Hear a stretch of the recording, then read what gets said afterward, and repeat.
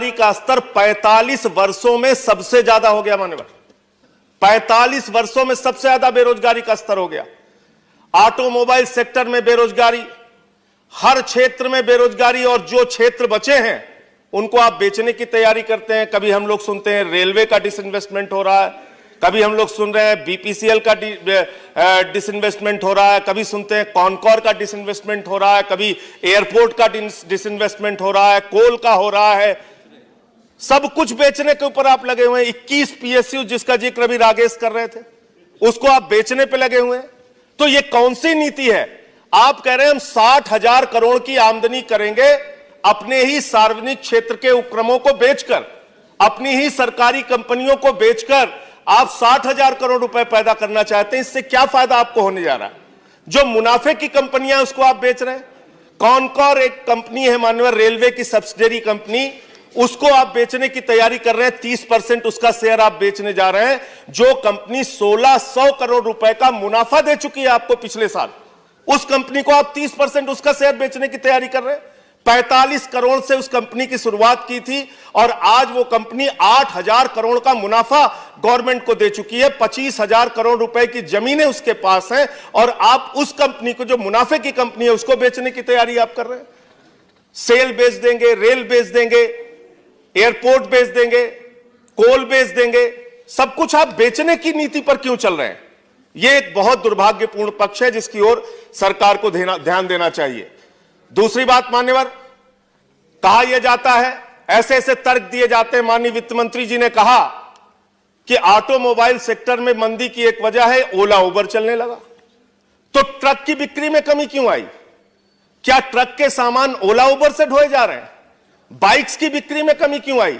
Automobile sector में आज एक भारी मंदी का सामना देश कर रहा है। उसकी वजह क्या है? थोड़ी 2-3 पॉइंट और है माने।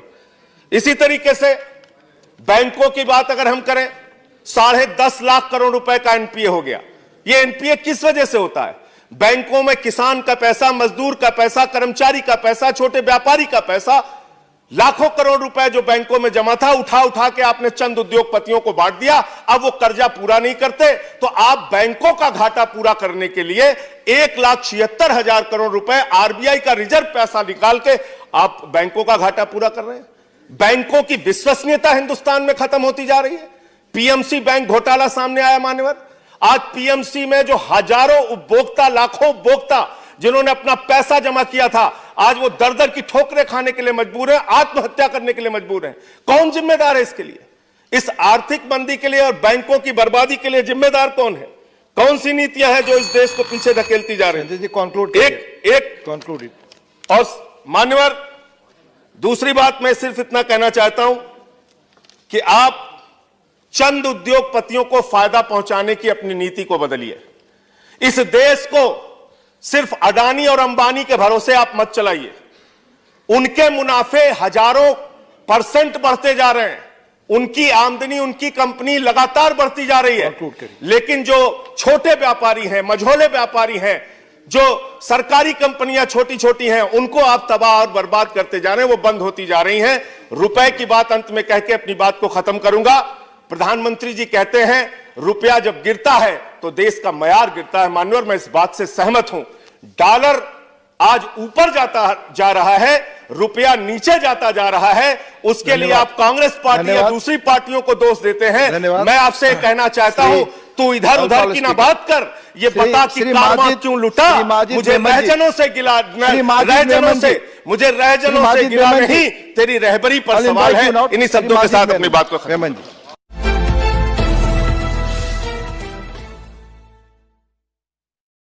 हिंदुस्तान में बेरोजगारी का स्तर 45 वर्षों में सबसे ज्यादा हो गया मान्यवर। 45 वर्षों में सबसे ज्यादा बेरोजगारी का स्तर हो गया।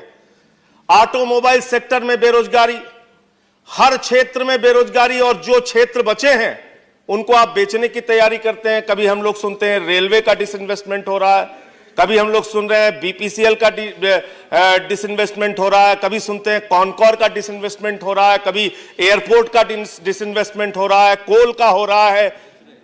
सब कुछ बेचने के ऊपर आप लगे हुए हैं। 21 पीएसयू जिसका जिक्र अभी राकेश कर रहे थे, उसको आप बेचने पे लगे हुए हैं।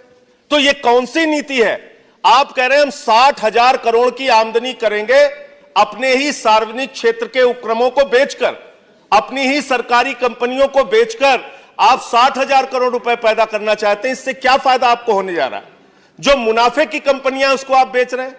कॉनकॉर एक कंपनी है माननीय रेलवे की सब्सिडरी कंपनी, उसको आप बेचने की तैयारी कर रहे हैं। 30% उसका शेयर आप बेचने जा रहे हैं, जो कंपनी 1600 करोड़ रुपए का मुनाफा दे चुकी है आपको पिछले साल।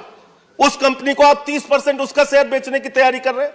45 करोड़ से उस कंपनी की शुरुआत की थी और आज वो कंपनी 8,000 करोड़ का मुनाफा गवर्नमेंट को दे चुकी है। 25,000 करोड़ रुपए की जमीनें उसके पास हैं और आप उस कंपनी को, जो मुनाफे की कंपनी है, उसको बेचने की तैयारी आप कर रहे हैं। सेल बेच देंगे, रेल बेच देंगे, एयरपोर्ट बेच देंगे, कोल बेच देंगे, सब कुछ आप बेचने की नीति पर क्यों चल रहे हैं? यह एक बहुत दुर्भाग्यपूर्ण पक्ष है जिसकी ओर सरकार को ध्यान देना चाहिए।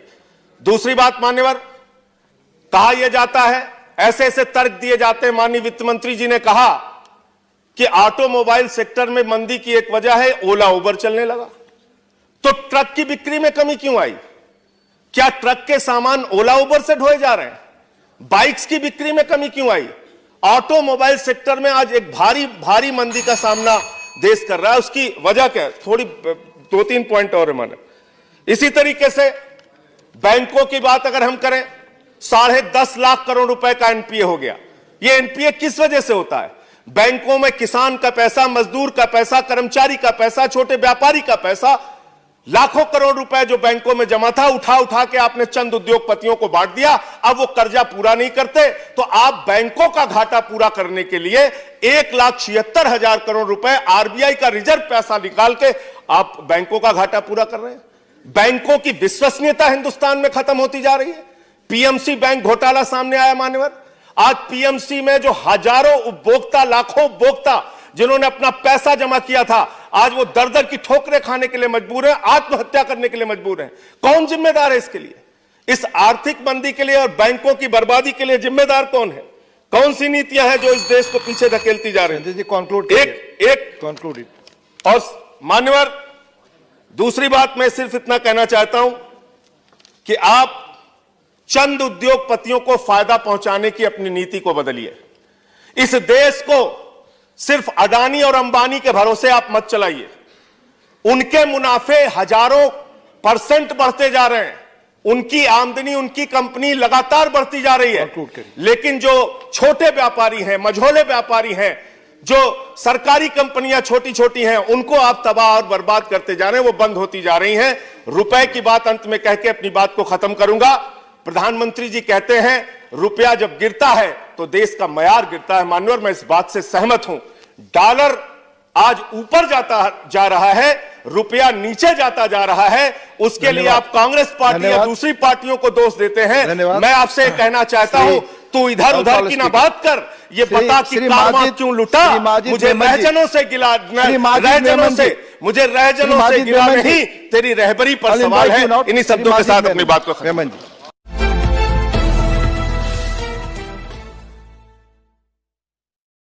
हिंदुस्तान में बेरोजगारी का स्तर 45 वर्षों में सबसे ज्यादा हो गया मान्यवर।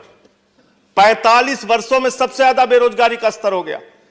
ऑटोमोबाइल सेक्टर में बेरोजगारी, हर क्षेत्र में बेरोजगारी, और जो क्षेत्र बचे हैं उनको आप बेचने की तैयारी करते हैं। कभी हम लोग सुनते हैं रेलवे का डिसइन्वेस्टमेंट हो रहा है, कभी हम लोग सुन रहे हैं बीपीसीएल का डिसइन्वेस्टमेंट हो रहा है, कभी सुनते हैं कॉनकॉर का डिसइन्वेस्टमेंट हो रहा है, कभी एयरपोर्ट का डिसइन्वेस्टमेंट हो रहा है, कोल का हो रहा है।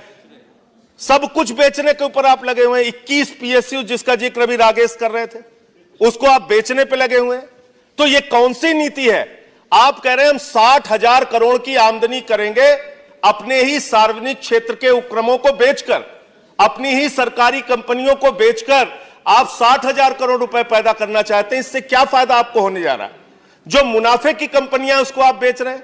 कॉनकॉर एक कंपनी है माननीय रेलवे की सब्सिडरी कंपनी, उसको आप बेचने की तैयारी कर रहे हैं। 30% उसका शेयर आप बेचने जा रहे हैं, जो कंपनी 1600 करोड़ रुपए का मुनाफा दे चुकी है आपको पिछले साल। उस कंपनी को आप 30% उसका शेयर बेचने की तैयारी कर रहे हैं। 45 करोड़ से उस कंपनी की शुरुआत की थी और आज वो कंपनी 8,000 करोड़ का मुनाफा गवर्नमेंट को दे चुकी है। 25,000 करोड़ रुपए की जमीनें उसके पास हैं और आप उस कंपनी को, जो मुनाफे की कंपनी है, उसको बेचने की तैयारी आप कर रहे हैं। सेल बेच देंगे, रेल बेच देंगे, एयरपोर्ट बेच देंगे, कोल बेच देंगे, सब कुछ आप बेचने की नीति पर क्यों चल रहे हैं? यह एक बहुत दुर्भाग्यपूर्ण पक्ष है जिसकी ओर सरकार को ध्यान देना चाहिए। दूसरी बात मान्यवर, कहा यह जाता है, ऐसे ऐसे तर्क दिए जाते हैं। माननीय वित्त मंत्री जी ने कहा कि ऑटोमोबाइल सेक्टर में मंदी की एक वजह है ओला उबर चलने लगा। तो ट्रक की बिक्री में कमी क्यों आई? क्या ट्रक के सामान ओला उबर से ढोए जा रहे हैं? बाइक्स की बिक्री में कमी क्यों आई? ऑटोमोबाइल सेक्टर में आज एक भारी मंदी का सामना देश कर रहा है। उसकी वजह क्या है? थोड़ी 2-3 पॉइंट और है माने। इसी तरीके से बैंकों की बात अगर हम करें, 10.5 लाख करोड़ रुपए का एनपीए हो गया। यह एनपीए किस वजह से होता है? बैंकों में किसान का पैसा, मजदूर का पैसा, कर्मचारी का पैसा, छोटे व्यापारी का पैसा, लाखों करोड़ रुपए जो बैंकों में जमा था, उठा उठा के आपने चंद उद्योगपतियों को बांट दिया। अब वो कर्जा पूरा नहीं करते तो आप बैंकों का घाटा पूरा करने के लिए 1,76,000 करोड़ रुपए आरबीआई का रिजर्व पैसा निकाल के आप बैंकों का घाटा पूरा कर रहे हैं। बैंकों की विश्वसनीयता हिंदुस्तान में खत्म होती जा रही है। पीएमसी बैंक घोटाला सामने आया मान्यवर। आज पीएमसी में जो हजारों उपभोक्ता, लाखों उपभोक्ता जिन्होंने अपना पैसा जमा किया था, आज वो दर दर की ठोकरें खाने के लिए मजबूर हैं, आत्महत्या करने के लिए मजबूर हैं। कौन जिम्मेदार है इसके लिए? इस आर्थिक मंदी के लिए और बैंकों की बर्बादी के लिए जिम्मेदार कौन है? कौन सी नीतियां हैं जो इस देश को पीछे धकेलती जा रही हैं? कंक्लूड। और मान्यवर, दूसरी बात मैं सिर्फ इतना कहना चाहता हूं कि आप चंद उद्योगपतियों को फायदा पहुंचाने की अपनी नीति को बदलिए। इस देश को सिर्फ अडानी और अंबानी के भरोसे आप मत चलाइए। उनके मुनाफे हजारों % बढ़ते जा रहे हैं, उनकी आमदनी, उनकी कंपनी लगातार बढ़ती जा रही है, लेकिन जो छोटे व्यापारी हैं, मझोले व्यापारी हैं, जो सरकारी कंपनियां छोटी छोटी हैं, उनको आप तबाह और बर्बाद करते जा रहे हैं, वो बंद होती जा रही हैं। रुपए की बात अंत में कह के अपनी बात को खत्म करूंगा। प्रधानमंत्री जी कहते हैं रुपया जब गिरता है तो देश का मयार गिरता है। मान्यवर, मैं इस बात से सहमत हूं। डॉलर आज ऊपर जाता जा रहा है, रुपया नीचे जाता जा रहा है। उसके लिए आप कांग्रेस पार्टी या दूसरी पार्टियों को दोष देते हैं। मैं आपसे कहना चाहता हूं, तू इधर उधर की ना बात कर, ये बता कि कारवां क्यों लुटा। मुझे रहजनों से गिला, मुझे रहजनों से गिला नहीं, तेरी रहबरी पर सवाल है। इन्हीं शब्दों के साथ अपनी बात को खत्म।